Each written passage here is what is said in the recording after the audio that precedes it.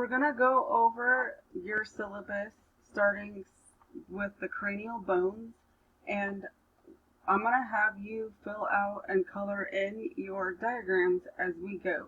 This will help you learn the bones a lot faster, and there's really no other way to memorize them besides just going through them individually. So you'll see here on my screen that I have 2 screenshots of the pictures that you're going to be filling out. So as we're going through, you could go ahead and print those. Those are on the Canvas modules under Bones of the Skull, and it's an assignment. So once you're done with these, filling them out, you'll be taking pictures or scanning them for upload so that you could get credit. So the first part we're going to talk about is the cranial bones.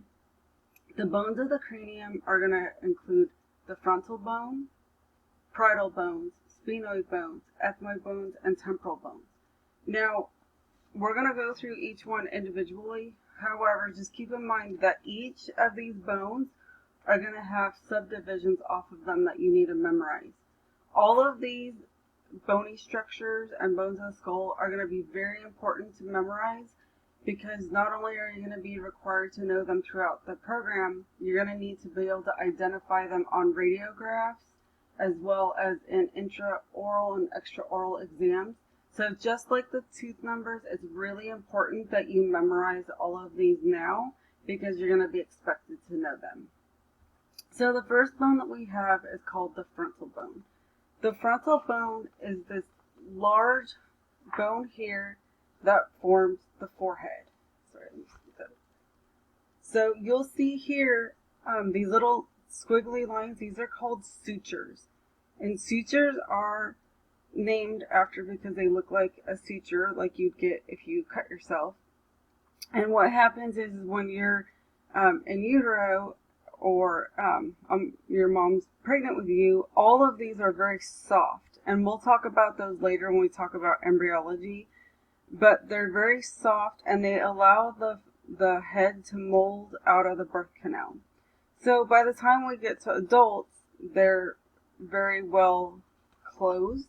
However, this is one of the ways that archaeologists will identify the age of a skull is by these sutures here. So you'll see that these suture lines are what is going to divide the skull. Okay, and we'll talk about the names of the sutures in a little bit. So this big, huge bone that forms your forehead is called your frontal bone, and it also forms part of the eye. So you can see it drops around, comes around here, and forms the top part of the eye. Okay, so this is called the frontal bone. So on your diagram, on each of these, you're going to be filling out both the side view and the front view. So what you're going to do is you're going to take a pen or a pencil. A pencil is probably better to start with just in case you make a mistake. And you're going to fill in frontal bone. So on my diagram here, the frontal bone is this whole area here that's yellow. So these diagrams have already been colored for you. If you want to color them again yourself, you can. Again, it's part of the memorization process that will help you.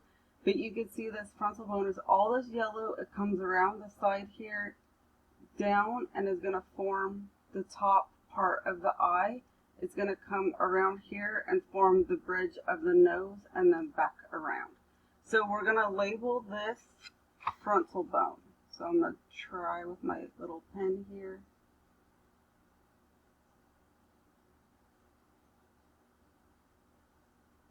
Okay, and then on the side view, again, all this yellow here, it comes down and it forms the side of the eye, into the bridge of the eye, and then the bridge of the nose.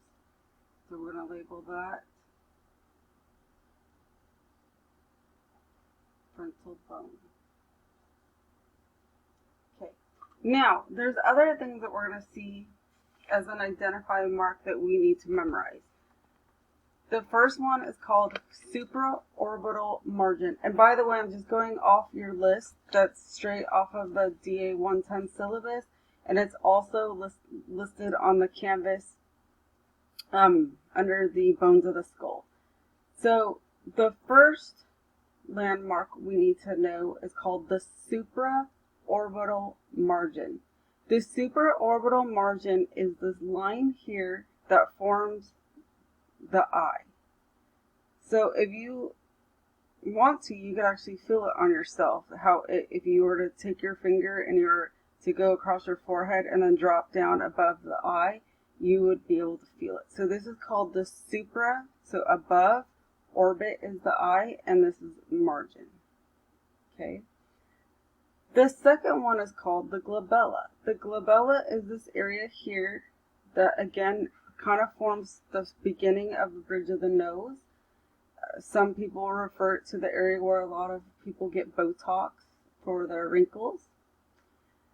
And then the next one is called the supraorbital foramen. Whenever we see the word foramen means a hole. So we're looking for a hole, and it's always going to have some kind of nerves or blood supply passing through it. So again, supraorbital here, and foramen is the hole. And then the final one that you can't see unless I open up my little skull here is the frontal sinus.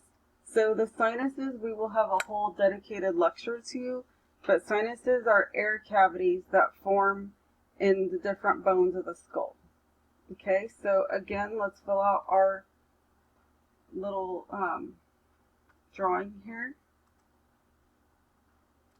So these structures aren't actually listed on the actual diagram, so we're going to draw them in. So the first one that you can draw in, actually I'm sorry, some of them are on there. So this line right here on the frontal is going to be the supraorbital foramen. So I obviously don't have room here, so I'm going to just try my best. Let me see if I can get.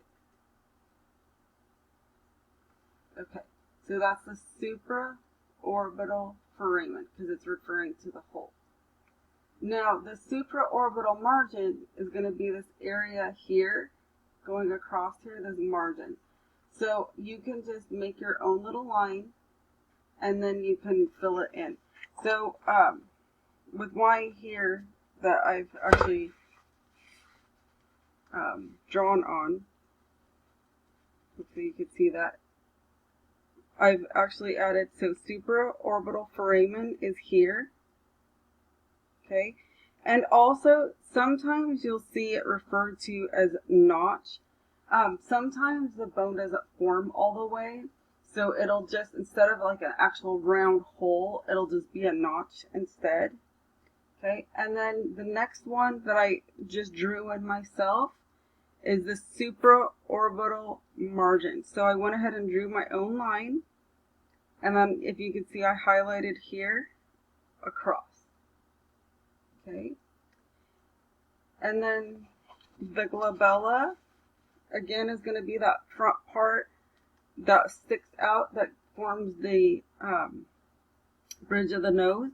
So I went ahead and I made my own line, and you can see it says glabella with a line pointed to it.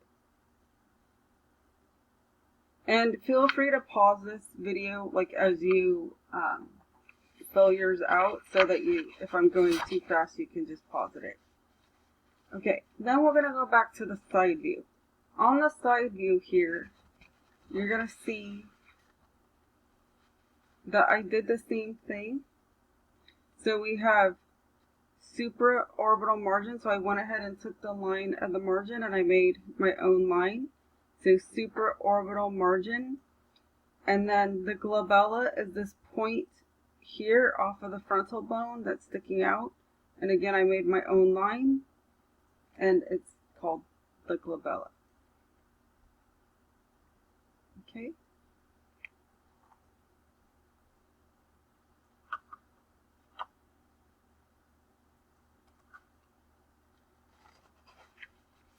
okay, the next bone that we're going to look at is called the parietal bone. And by the way, on your canvas, it's going to tell you how many bones there are. So most of the bones have two, a right and a left, but some only have one. So this frontal bone here only has one. However, the parietal bone has two.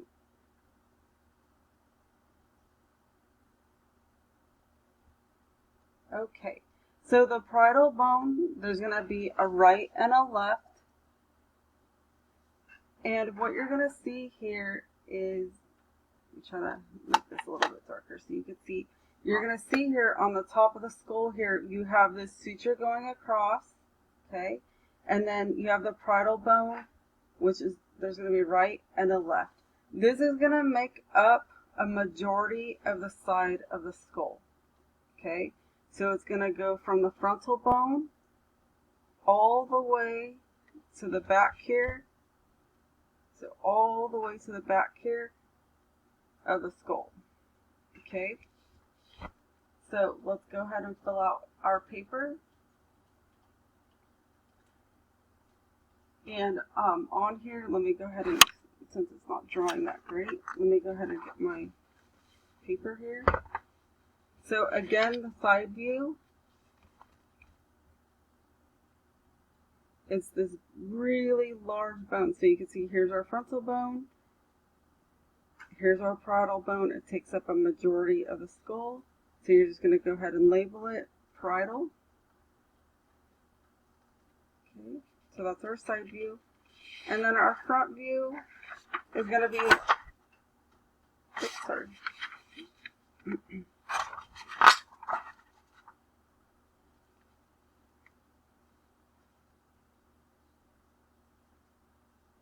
On our front view, you're going to see that I have it labeled in purple. And it's going to be, just because you're looking at it from the front, it's going to be this little section right here. Okay, so you're going to label it up here, parietal.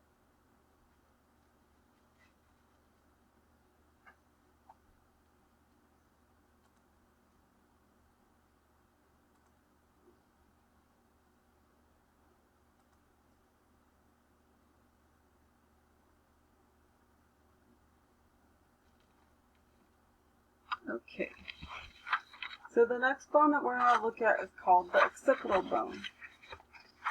And the occipital bone is this really large bone in the back of our skull that is going to again articulate with the parietal bone. So it's the base of the skull. So it's this very large area right here. Okay, so all this area. Now you're going to see, if I tilt it, you're going to see some landmarks that we're going to also need to know. So the first landmark is this huge hole right here. So hopefully you can guess what that huge hole is, but it's called the foramen magnum. So if you remember, I told you anytime you hear the word foramen, you're looking for a hole. So a hole, and then magnum is big. So this is where our spinal cord is going to come out. Okay, and then the second landmark that you need to know is called the external occipital protuberance. So external occipital protuberance, and that is this bump right here. And what that protuberance does is it actually has some muscles that attaches to it. So the next bone we're going to look at is called the temporal bone. And the temporal bone, again, there's going to be two. And on the side view, it's going to be this really large wing here. And we're going to see that there's going to be a couple different structures that we're going to be looking at. So it's going to be all this area here. Okay. And then on the side view, it's going to be these two sides. So this area here and down here. Okay. Here, and then here. Now, on the skull, if we're looking at it,